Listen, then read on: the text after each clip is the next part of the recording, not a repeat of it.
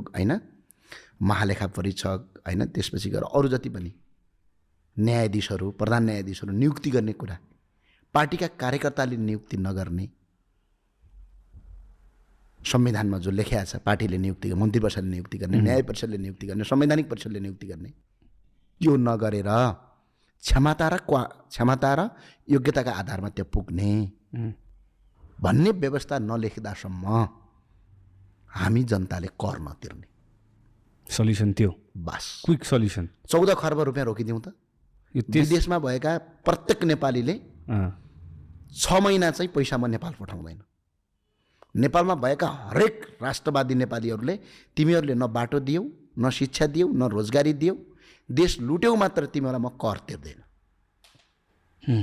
3 महिनापछि यिनीहरूले घुँडा टेक्छन् हजुरको देशमा। त्यसो यो तेस्रो अनि क्विक सल्युसन यही हो। क्विक सल्युसन यही हो। तर त्यसका लागि हामी एकजुट बन्नु पर्यो।